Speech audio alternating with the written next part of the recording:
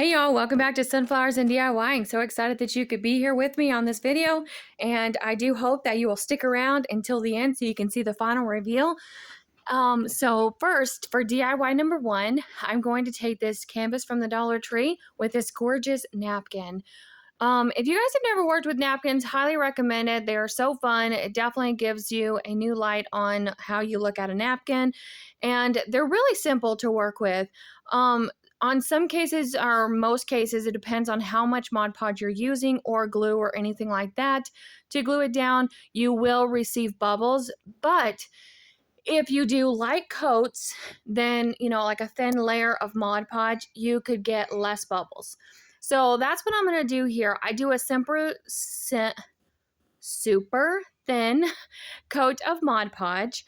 And I'm going to take it all over the entire sign. I'm going to take it on the front here and then all over the edges as well. Then I'm going to dry it with my heat gun. And then after I dry it with my heat gun, I let it cool for a moment. And then I'm going to grab my napkin and I put it back on top of it to the placement where I want it to be. I'm trying to get most of the sunflowers in the area, so I really wasn't worried about the pumpkin hanging off or anything like that. I was more focused on the sunflowers. So after I do that, I'm going to take this piece of parchment paper and I'm going to smooth it out, making sure that I did not get this wrinkle because this is where the fold was. So I just pulled it gently and then left it like that. Well, then this is a canvas, so you do want to make sure that something is underneath. So I'll show you here. I just took one of the doggy pads, folded it underneath, and that gave me a nice barrier to allow me to give it a good ironing on top. So you want to make sure that you're getting really close to the edges, as close as you can, and just really ironing really well and pressing down as you're doing it and just going over it a few times. So now that that is finished, I'm going to lift up the parchment paper, and then I'm going to, you'll see here in just a second, I'm going to take some sandpaper. No, yeah, the sanding paper, but it's a sanding block sponge from the Dollar Tree. And I am just going to sand, well, first I trim it up with these scissors. And then I cut the angles of the corners as well so that I make sure that I can be able to fold it over. And I think I show you this. We'll see. And then I'm going to trim up all the edges there. Okay, yeah, here. So now I'm going to cut inwards towards that corner on all four edges there, four corners, so that I can be able to fold it down on top of each other and not have to, make sure that that edge is covered as well. So now that I've done that, I'm going to take that iron and I don't even bother putting the parchment paper over. Now, if your Mod Podge was still wet, you definitely would want to, because it would not work. But since I wasn't holding it there very long, I was just putting enough heat to make it go down. And I did that to all four edges. So on this side, the other side, all four. And I'm just pressing it down. And I do come back in and cover it with Mod Podge here in a little bit. But I just wanted to make sure that I had everything securely down and not in the way, and wanted to, put those flaps over as well. I didn't want to have to trim those off because sometimes, I really wanted to keep it on there and just make it easy. So after I do this, before I bring in the Mod Podge for the top layer, I do come in with the sanding sponge. And I'm going to sand the edges on the inside. So I'll lay it down flat and sand it that way, just so that I can get a clean looking cut to it instead of just taking scissors and, cutting it. But you can do however is easiest for you if you ever recreate this. So now I'm going to lay it down, and this is when I believe, I don't think I keep ironing. Yeah, so I'm going to flip it over now, and I'm going to sand it down. So this is just a real quick, rough thing, sanding, just to make sure that, how it's getting that clean, crisp line. And this just looks so much better than, keeping it there. I mean, I could have easily probably put some Mod Podge over and covered the entire thing with the napkin and stuff, but I just didn't see a need in it. So I'm just going to trim it down, and after I do that, then this sign is almost finished. We are going to add another coat of Mod Podge, like I said, and then, which I'm doing a super thin layer again. I do not want too many wrinkles through it, so I do it a super thin coat, and I'm doing it quickly. Like, I'm brushing over it quickly. You definitely want to move fast when you're working with it, because the more you keep rubbing in one area with a bunch of Mod Podge, and you see with my paintbrush, I am not putting a lot of paint on it or Mod Podge either, because your chances of it ripping are higher. So now I'm going to take this Hello Autumn word that I got at the Dollar Tree a few years back, and I am just going to take some of this antiquing wax, and my paintbrush was wet from when I had the Mod Podge on it. I washed it out, and that was perfect because it allowed me to kind of stain it. And then I am going to just continue to do it all the way around.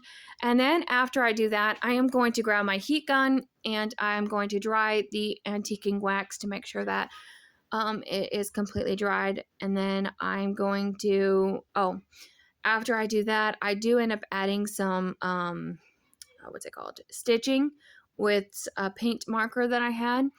And then I'm going to just stitch around the entire wording of this just to bring it out a little bit more. I felt like it was kind of getting lost in it a little bit.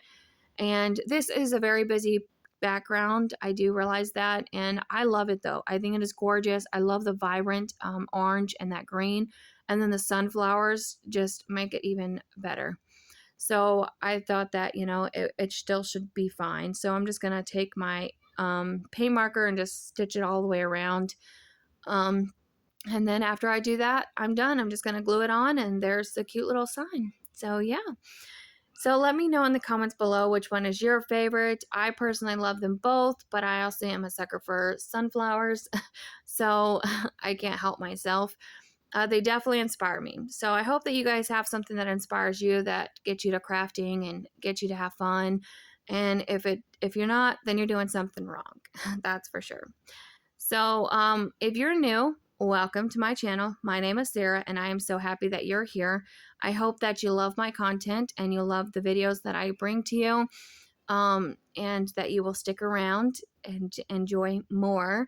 Right now I'm uploading whenever I can, so I'm not on a particular schedule, unfortunately. I wish I could. I can't right now.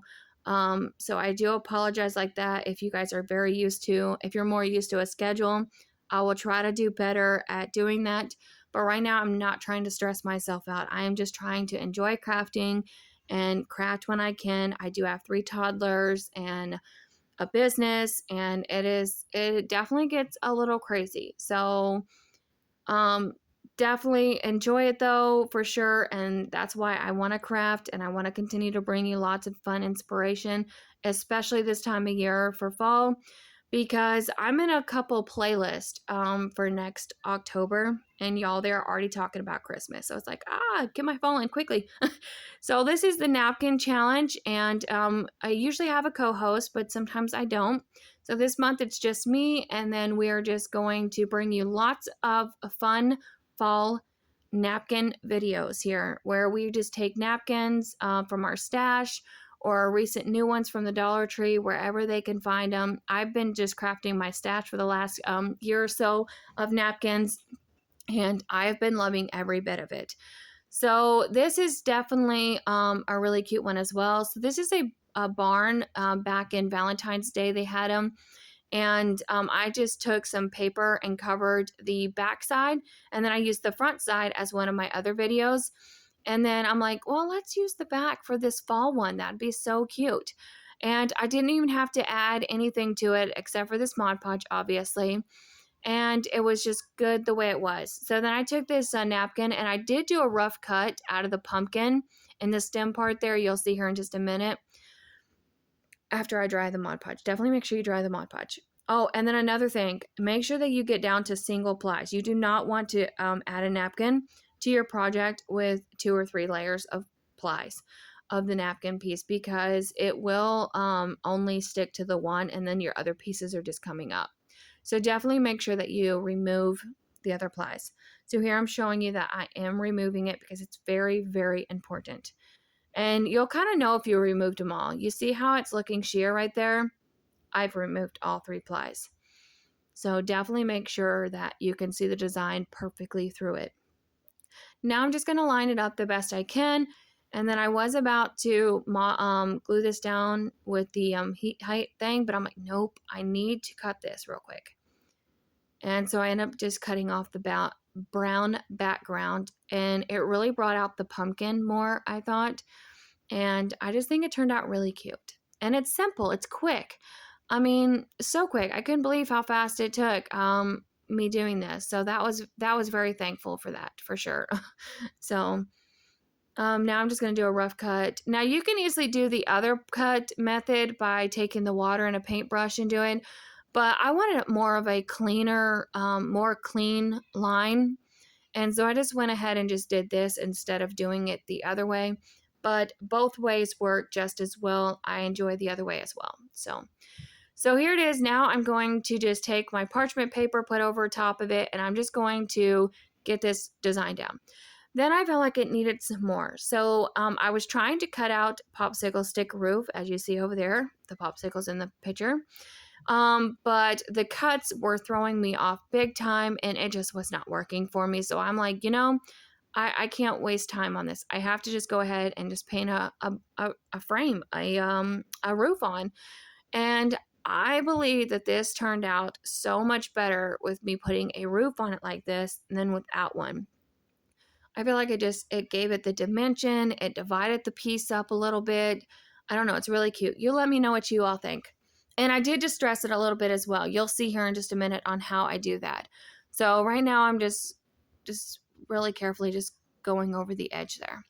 And then here I'm just taking a brush, and I did not add any extra paint on it. This is just whatever's left on it. And I'm just bringing it towards my project very gently because I don't want a deep distressing. So distressing to me is good, and I do love that. But on this project, I just wanted more of a dimension of a distress. Like I wanted the edges to pop out more. And so that's what I was doing here. I was not trying to create a super distressed piece.